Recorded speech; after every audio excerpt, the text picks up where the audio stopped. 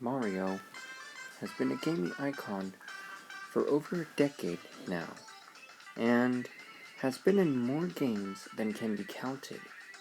Although no year in recent memory has gone past without some type of Mario game being released, series fans will remember the nearly long decade drought of original Mario platformers. From 1997 to 2005, there was only one new Mario platformer released, Super Mario Sunshine. During the second part of this drought, after Sunshine's release, the mysterious Super Mario 128 was the main focus of the fanbase.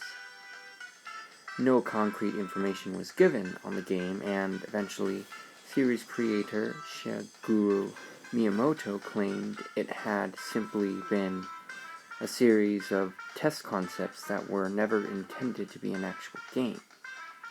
The mystery faded from memory as the Mario drought finally ended, and most people forgot about the game that had once been the center of every Mario fan's imagination. The Mario drought corresponded with a bad era for Nintendo in terms of console sales. The Nintendo 64 and Nintendo GameCube did not have the financial success of the earlier Nintendo Entertainment System and Super Nintendo, or later the Wii. For a very proud company that relied solely on video games to make money, this was quite the upsetting for the high-ranking employees that were attached to the company and felt its success or failure reflected on them personally. Nintendo started working on a sequel to the 1996 Super Mario 64 shortly after the game was released, but during the late 90s, it became clear that Nintendo was not winning the console war. The Mario 64 sequel was restarted from scratch, since the company believed that it was not a substantial enough improvement over the original to turn the tides of the market battle. Seeing the generally more realistic and violent games on Sony's PlayStation, the market leader Nintendo considered making a Mario that was closer in tone to what the public seemed to want.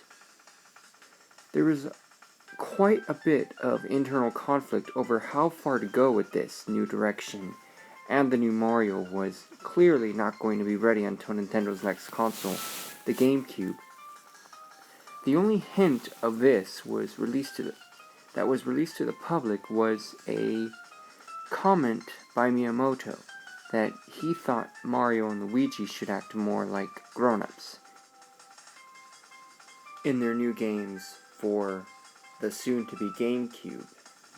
The new Mario project was ultimately split into two games, Luigi's Haunted Mansion, which reflected on the darker tones that many felt the series should turn to, although it was still toned down quite a bit compared to what some Nintendo executives and developers wanted, and Super Mario Sunshine, which went in the complete opposite direction. Both were released within a year of the GameCube, and Nintendo felt confident that their new system and Mario games would return them to their former glory as market leader. As those familiar with gaming history know, they didn't. The GameCube did even worse in market share than the Nintendo 64, and the mass market's taste shifted even more towards violent, realistic games. During this period, the somber mood at Nintendo intensified, and the darker Mario project was revived, this time codenamed Super Mario 128. It isn't clear exactly what happened at Nintendo during this period. As we know, nothing called Super Mario 128 was ever released or publicly shown. The source that revealed the internal strife at Nintendo during the later N64 era refused to discuss what was happening during the time of the GameCube's failure, but released a prototype of Super Mario 128 Online that can be played on the Wii Home Brew channel. The following is a recollection of my time playing it. The game was clearly an early beta.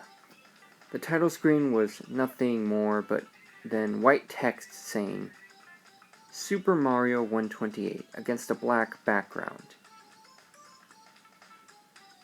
But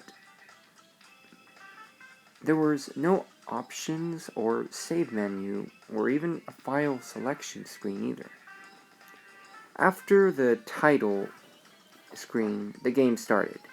Bowser's laugh from Super Mario 64 looped in the background, while a plain text box displayed this dialogue. Mario, I have taken Princess Peach, and she will not live to see the sunrise tomorrow, unless you take her place. You know what to do and where to go. Do not try and stop me unless you want to hasten her death. The game certainly was going for a darker tone. After I made the text box go away, I was thrust right into gameplay. The first thing I noticed was Mario's character model. His body was as detailed as in Super Mario Galaxy, although a little more realistically proportioned.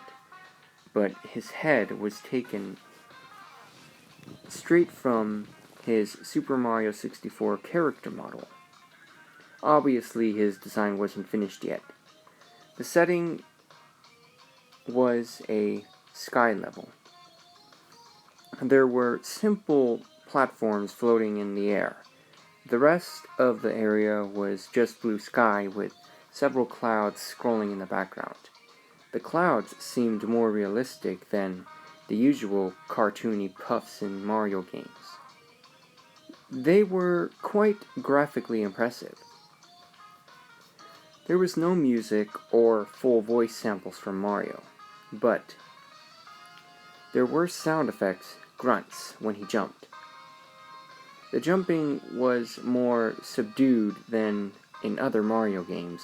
Mario didn't jump as high as he usually did and had little control over his movements in the air. The different types of jumps in every 3D Mario weren't present. I played through the level. There was nothing especially notable about the gameplay.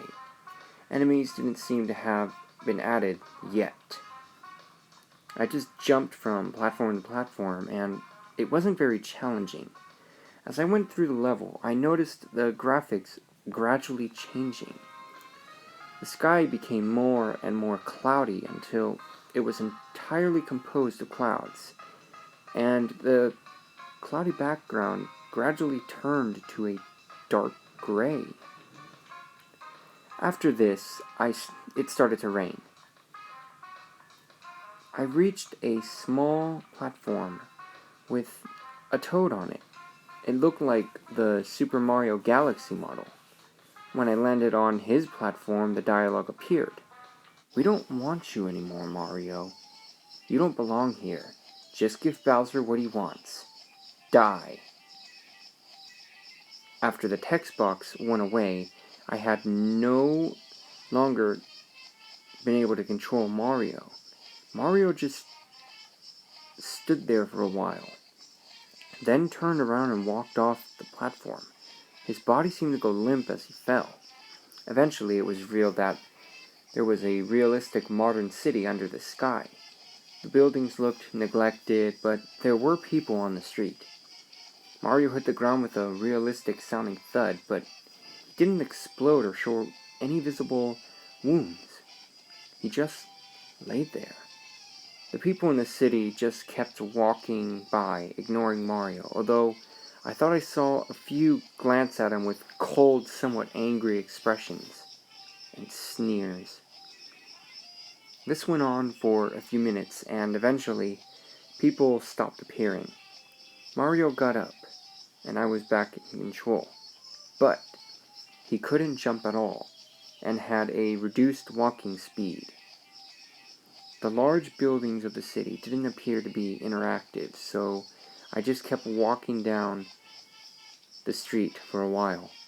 Eventually, I found a small house that seemed out of place among the larger buildings. When I approached the door, Mario opened it.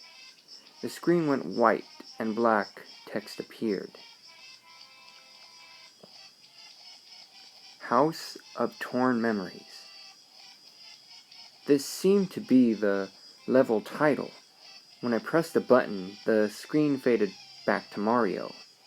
He was inside the house from before. Everything seemed bigger than it should. It wasn't gigantic, but scaled as if Mario was very small, almost the size of a child. The house was filled with innumerable objects covered in dust and signs of neglect. There were no people on the ground floor, just things like broken lamps and rotting food. I found a door that opened to a set of stairs going down, leading to a basement. In the basement, I found a dilapidated couch and a broken TV. However, what really caught my attention was that on the couch, two skeletons that appeared to be children judging by their size were just laying there. Due to the scale of the house, they were still larger than Mario. I was starting to get really disturbed by now. How had a Mario game containing this been programmed like this into this event? I went up to the skeletons and tried pressing buttons to interact with them or the TV, but nothing seemed to happen. I was about to turn around and look elsewhere when I was nearly scared to death by a deafeningly loud crash coming from the game. What appeared to be Bowser seemed to have broken through the floor from below and landed in front of Mario. I say appeared to be because this was nothing like the way Bowser usually rendered. The reptilian monster in the game had Bowser's basic brownish yellow and green color pattern, but looked far more threatening than any Bowser model I had ever seen before. It was not proportioned like the same Bowser I knew. Its arms and legs were far longer in relation to its body, and ended in razor-sharp claws. The green shell didn't look like it had spikes glued on. They were more jagged and organic looking, with the same dark green color the rest of the shell had. The face had small but intense pure black eyes, and a mouth full of jagged teeth that took up far more of the face than it should have. Mario was cowering in fear from this thing. A dialogue box appeared. "You've kept me waiting long enough, Mario. I will taste flesh soon. Will you finally surrender, or does Peach have to die?" I still didn't have control. Mario just stood there, shivering for several seconds, before nodding his head. Then, I watched in horror as Bowser impaled Mario with his claws. There was no blood, but it was clear from the animation and sound effects that the sharp digits of Bowser's hand had gone through Mario's body, tearing right through him.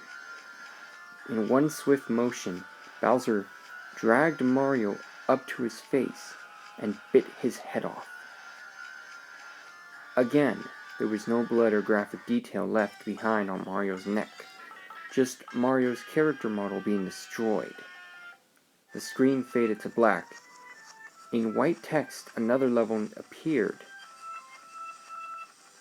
It was titled Mario's Eternal Home. Mario's character model was whole again when the level started.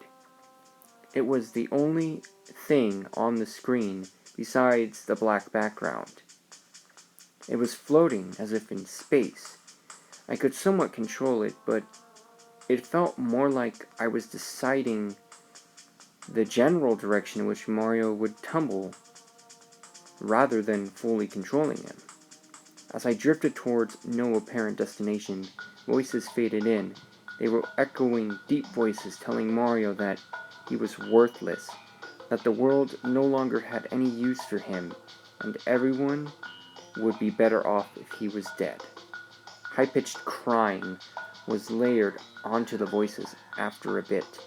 It sounded like it was supposed to be Mario's cries. This really disturbed me, and I found myself fighting back tears.